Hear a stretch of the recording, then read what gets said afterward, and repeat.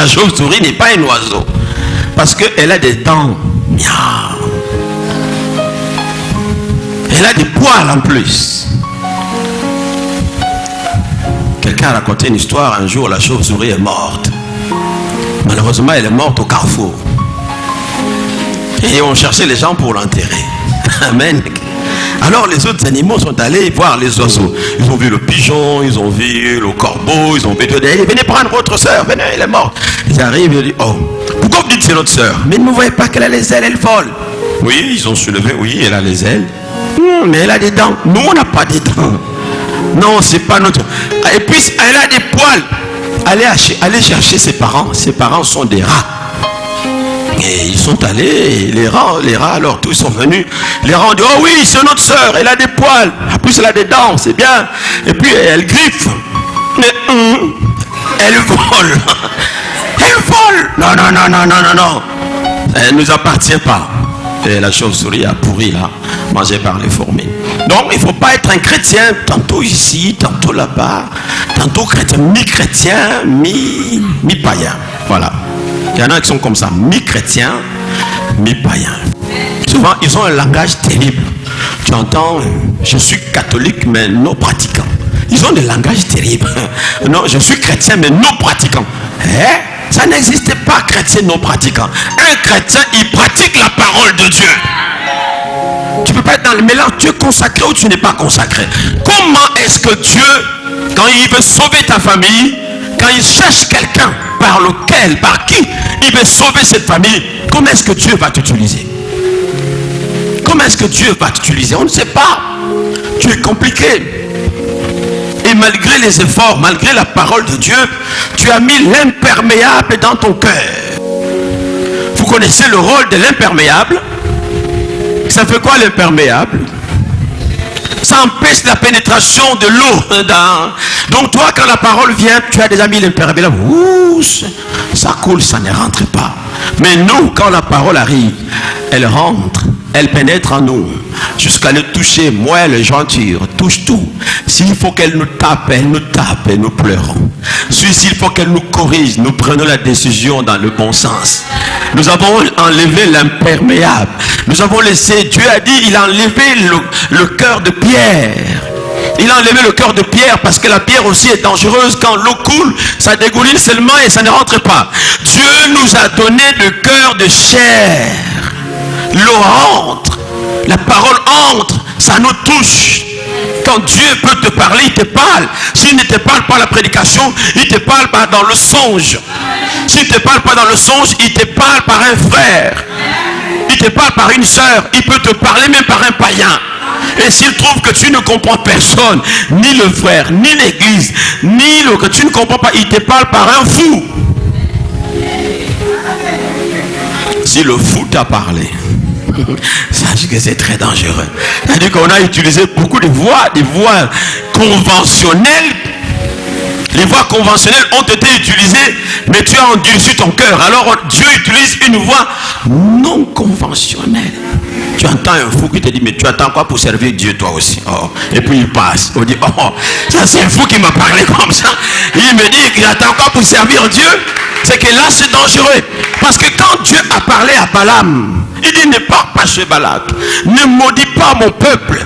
Mais Balaam, voyant l'argent, il dit, je vais encore demander à Dieu, peut-être qu'il s'était trompé, qu'il vérifie la situation. Dieu a dit, bon, vas-y. Et Balaam a dit, voilà, je vous disais quoi? Il fallait toujours une deuxième prière. Et il monte sur son âme. Il marche. Et il voit l'âne qui n'avance plus. L'âne commence à reculer.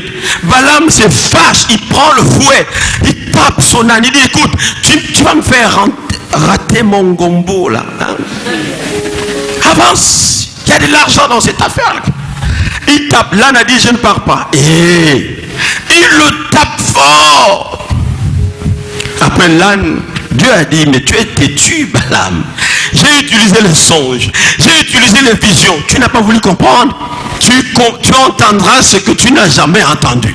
Dieu ouvre la bouche de l'âne. Il dit à l'âne, parle-lui en pono. Amen, amen, amen.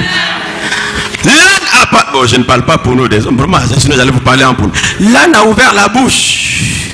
L'âne a dit à son maître, j'étais déjà désobéi. Oh, c'est mon âne qui parle. Il dit, oh, c'est quoi ça? C'est une vision. On dit, j'étais déjà désobéi. Pourquoi tu me fais ça? Je te fais quoi? C'est quoi cette affaire? Balaam m'a dit, mais tu as quoi toi?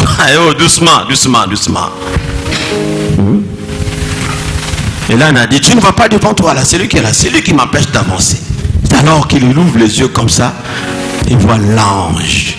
Écoute Dieu, sers-le. Tu vas trop loin pour rien. Sers Dieu. Sers Dieu.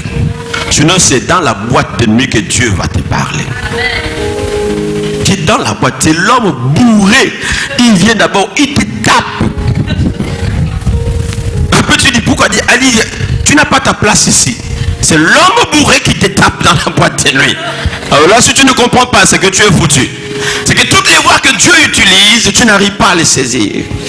Ou alors, comme tu es habitué à aller chez l'Nganga, c'est seul l'Nganga lui-même va te dire, madame, vous êtes venu faire quoi ici? Je n'ai pas dormi toute la nuit. D'accord? Ne venez plus jamais chez moi. Prenez votre argent et sortez de chez moi. Ah, l'Nganga qui aime l'argent, qui aime évoquer les esprits, qui me chasse de sa maison, c'est qu'il y a un problème. Sache que Dieu t'appelle. Va vite à l'église. Va t'agenouiller, va demander pardon à l'Éternel et commence à servir l'Éternel. Amen, amen. On a donné une tenue à Aaron. La tenue d'appartenance. Garde cette tenue. Dans l'armée, on leur donne des tenues. Les policiers ont des tenues. Et à cause du fait, quand un policier a sa tenue, il lui est interdit de se retrouver dans certains endroits ayant la tenue. Il risque d'être même révoqué si une autorité passe par là. Il voit là le policier dans la tenue, n'est-ce pas, de son service, faire n'importe quoi, danser comme un voyou. Il dénigre le corps.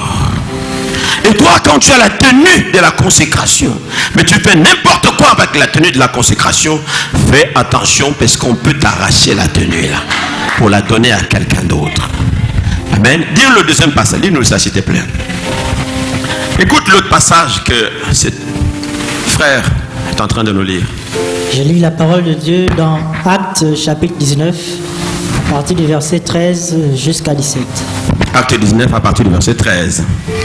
Quelques exorcistes juifs ambulants essayèrent d'invoquer sur ceux qui avaient des esprits malins le nom du Seigneur Jésus en disant: je vous conjure par Jésus que Paul prêche. Ceux qui faisaient cela étaient 7 fils de Séva, juifs, l'un des principaux sacrificateurs. L'esprit malin leur répondit: je connais Jésus et je sais qui est Paul, mais vous, qui êtes-vous? Et l'homme dans lequel était l'esprit malin s'élança sur eux, se rendit maître de tous deux et les maltraita de telle sorte qu'ils s'enfuirent de cette maison nus et blessés. Cela fut connu de tous les Juifs et de tous les Grecs qui demeuraient à Éphèse, et la crainte s'empara d'eux tous, et le nom du Seigneur Jésus était glorifié. Amen. Amen. Prépare-toi à lire le passage de, Luc. La Bible nous dit dans cette histoire, les 7 fils de Séva qui sont allés tenter chasser un esprit mauvais du corps d'un homme fou. La Bible déclare que quand ils sont arrivés, leur langage était déjà l'explication à tout ce qui leur est arrivé après. Au nom de Jésus que Paul prêche, Paul était consacré à Dieu. C'est pourquoi les démons lui obéissaient. Et eux, ils disent au nom de Jésus que Paul prêche. Donc il n'était même pas avec Jésus. Il n'était pas consacré à Jésus. Donne-toi à Dieu. Les démons t'obéiront. Les esprits t'obéiront.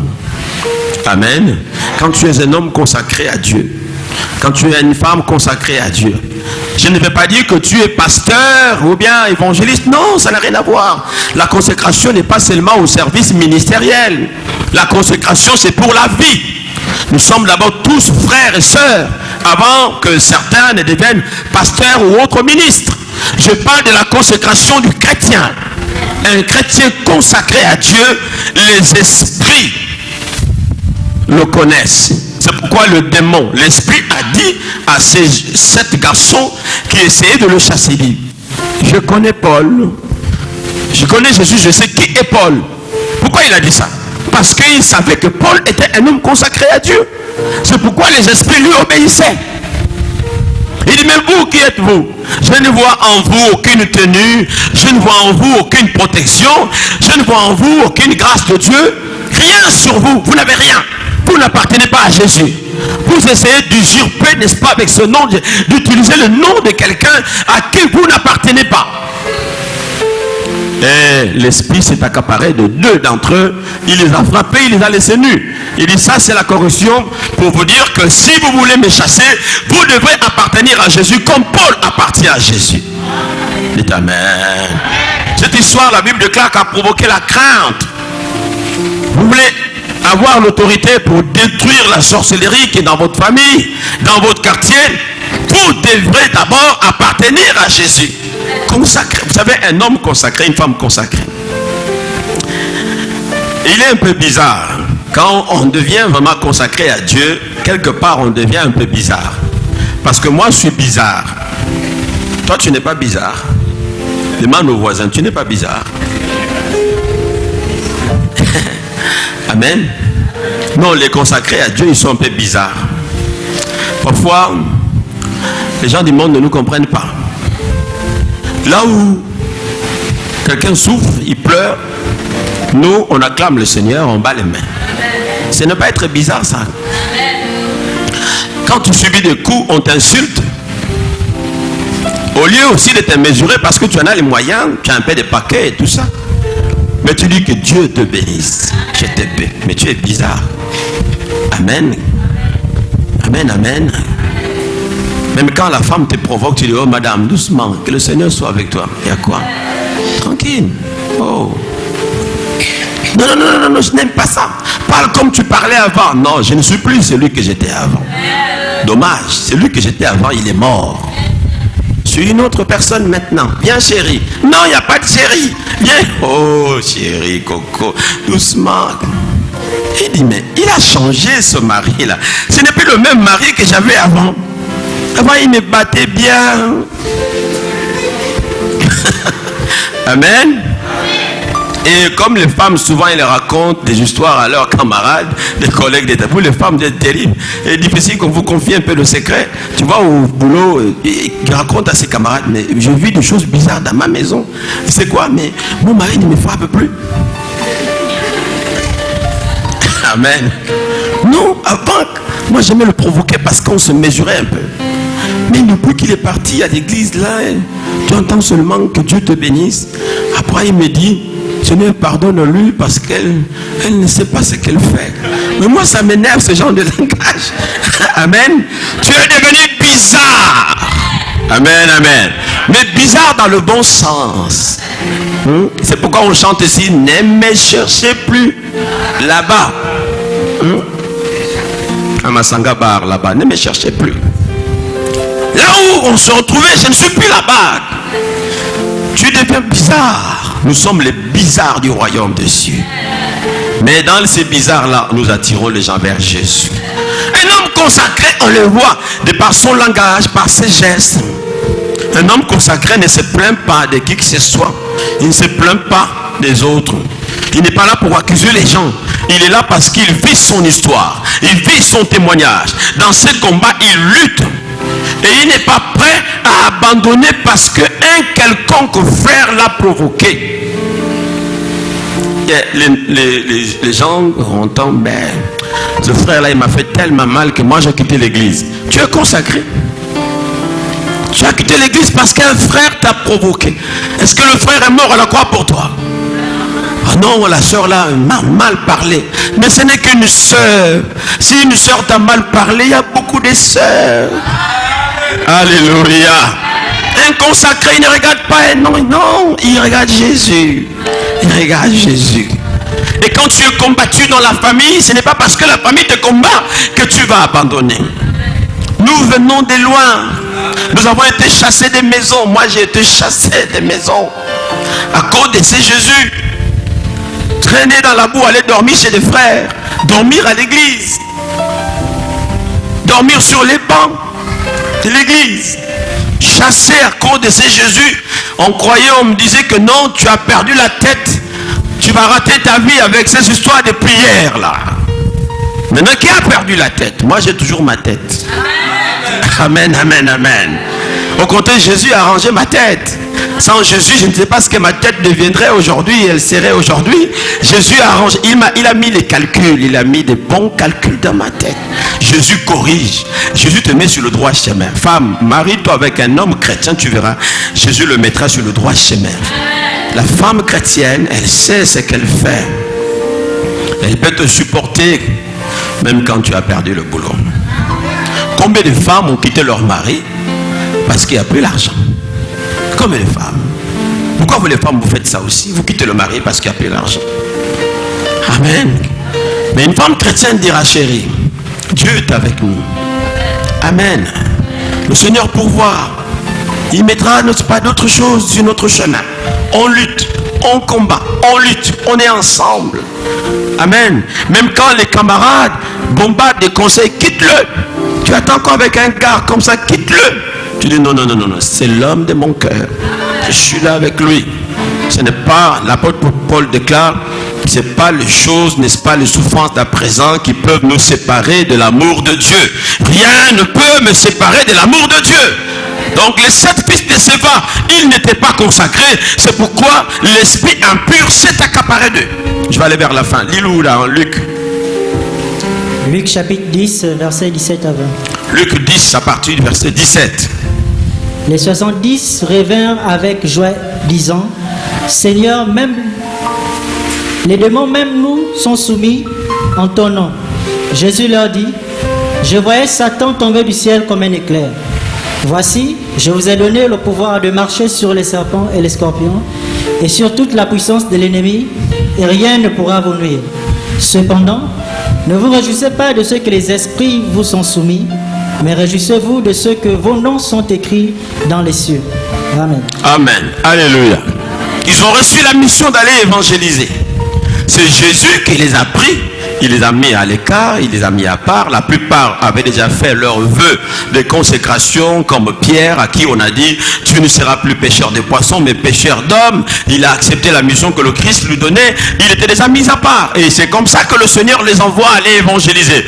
En leur donnant le pouvoir de marcher sur le serpent, sur les scorpions, sur chasser les démons, guérir les malades. Voilà les gens qui étaient consacrés à Dieu. Quand ils sont partis, les choses que le Christ leur avait données se sont réalisées comme il l'avait dit. La Bible déclare, quand ils sont revenus, ils ont dit, Maître Jésus, les esprits nous ont obéi en ton nom. Les esprits nous ont obéi en ton nom. Ils étaient dans l'étonnement de voir ces choses. Si tu te consacres à Dieu, tu vivras des choses. Tu verras la gloire de Dieu. Jésus a dit, si tu crois, tu verras la gloire de Dieu. Et Jésus leur réplique en disant, ne vous réjouissez pas seulement parce que les démons vous ont obéi. Réjouissez-vous plus parce que vos noms sont inscrits dans les cieux, dans le livre de vie, étant, n'est-ce pas, de consacrés à l'Éternel. Vous êtes la patrie de Dieu. Vous êtes la maison de l'Éternel. Même si tu es le seul chrétien dans ta famille, tu es la patrie de Dieu. À cause de toi, Dieu peut venir dans la famille. Dieu peut guérir ton frère malade. Dieu peut guérir ta soeur malade. Seulement parce que toi, tu lui appartiens. Il ne refuse pas un bien à son peuple. Il y a des bénédictions qui arriveront dans la famille seulement parce qu'il y a un enfant de Dieu. Il y a un représentant de Dieu dans cette maison. Dieu a failli ne pas détruire Sodome et Gomorrhe s'il y avait 5 hommes qui lui appartenaient. Malheureusement, on s'y arrêtait à 4. Abraham demandait, Seigneur, s'il y a 40 personnes qui sont justes, Dieu a dit, s'il y a 40, je ne détruirai pas. Et s'il y a 20, je ne détruis pas. S'il y a 10, je ne détruis pas. Et s'il y a 5, Dieu a dit, s'il y a 5, je ne détruis pas. Mais il y en avait combien? Il y avait 4. L'autre, sa femme, ses 2 filles. Les 2 filles étaient déjà mariées. On a appelé leur mari pour faire 6. Mais on a remarqué qu'ils n'avaient pas foi en Dieu. Ils se sont moqués même de l'autre. Ça, c'est quoi cette histoire de faire descendre le feu? Et Dieu a regardé, il a dit à l'autre, tu as vu, il n'y a que 4. Et même parmi les 4 là, il y avait aussi une chauve-souris. Parmi les 4 là, c'est Madame Lot. qui s'est arrêté en chemin. Il n'a pas été enterré par les hommes, il a été enterré par le sel. Voilà, il n'y avait que 3.